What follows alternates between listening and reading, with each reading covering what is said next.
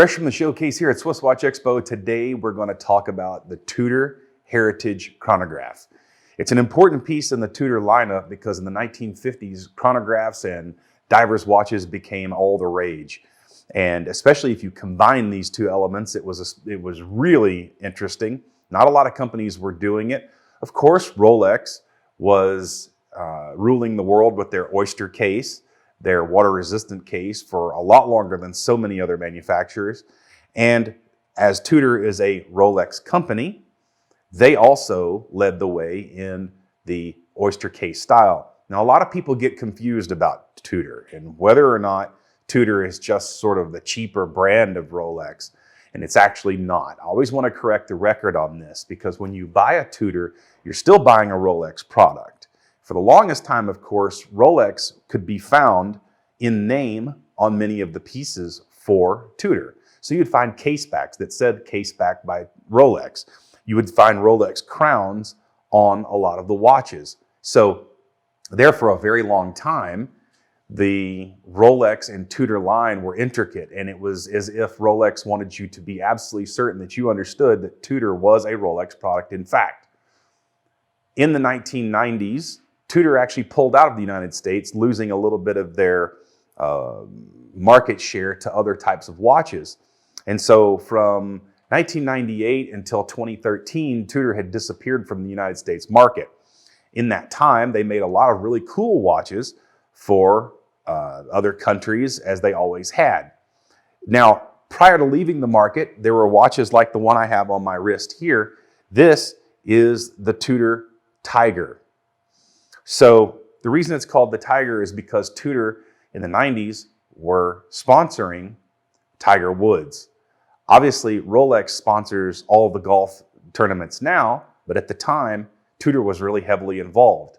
When Tudor came back to the United States, they started promoting the IMSA series, which was an automotive racing series, and they were big sponsors of that for many years. And the reason I mention that is because these two watches that I have down here, these two chronographs, the Heritage Chronographs, when they came back to the United States, were the first debuted chronographs, and these were huge within the IMSA series in their product announcements and things like that. So their sponsorship of the series went hand in hand with these two models. So you have a really unique history of Tudor with their chronographs. Now, there's some very distinct differences about their chronographs that if you don't pay attention to, you'll miss really quickly.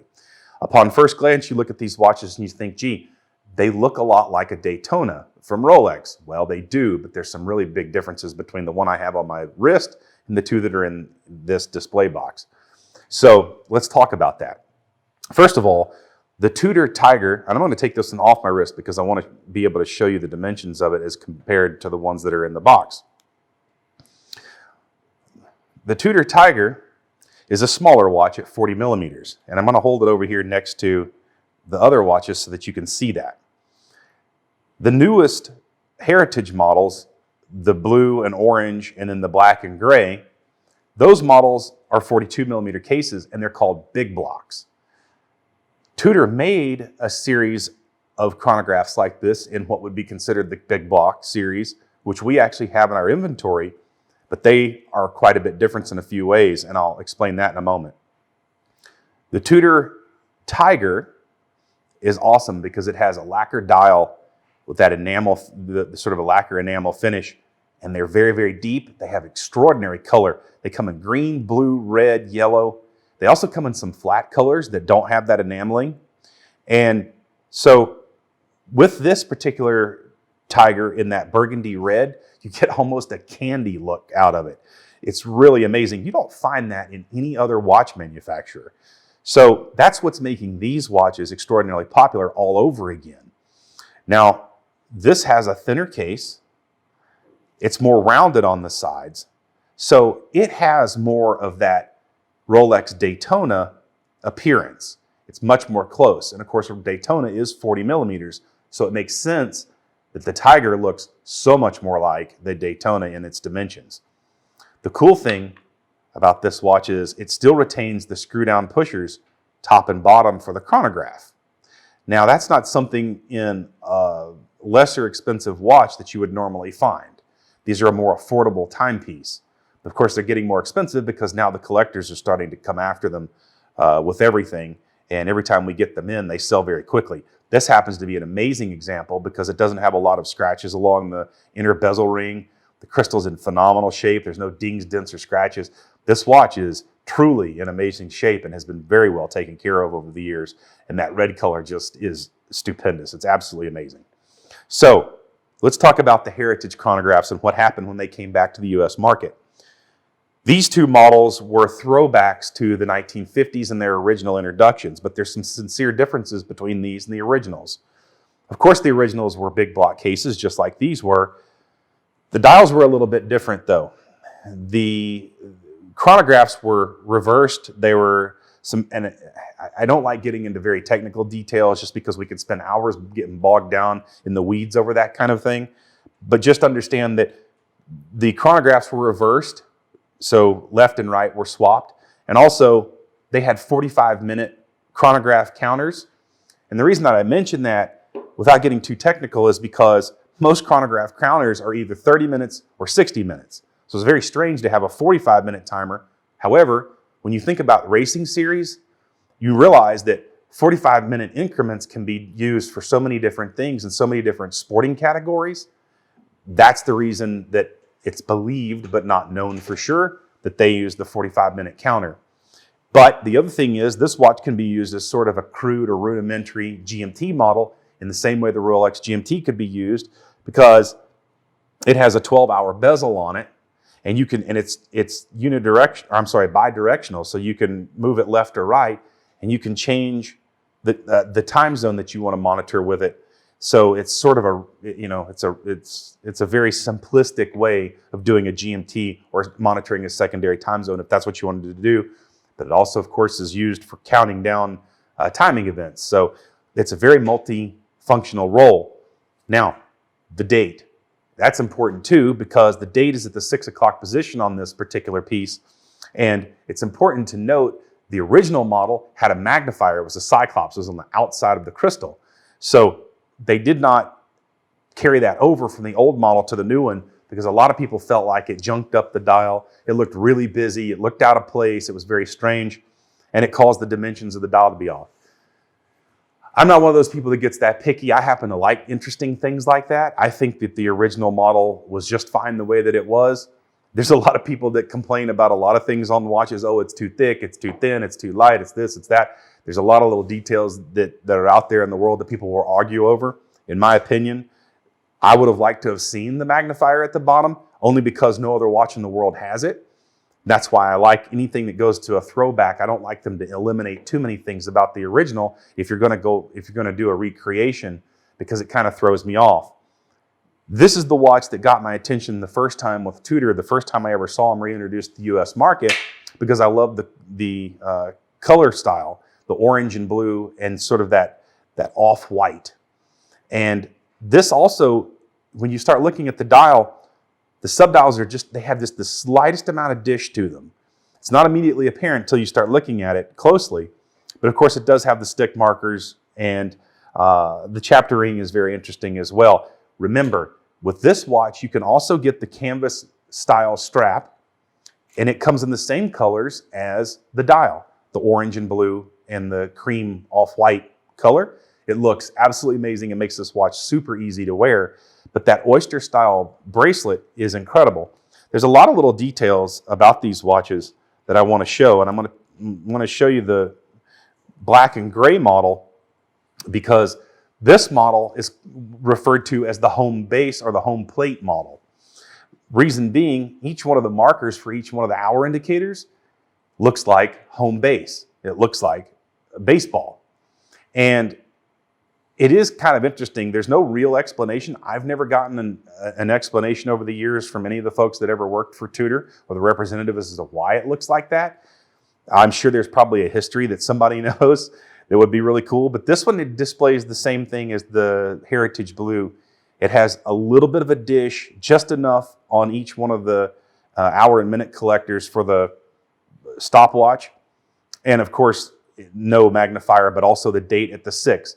The date at the 6 is way more hidden on this model simply because it matches the home base or home plate hour markers. And neither one of these have any sincere scratches on the bezel or inside the bezel ring on the painted. It is a painted bezel ring. It's not a ceramic, just in case people were wondering that. Again, both of them have that maxi case, and you can see how thick that case is. It's more blocky, the big block case, and it's a 42 millimeter, so it does ride a little bit heavier and higher on the wrist.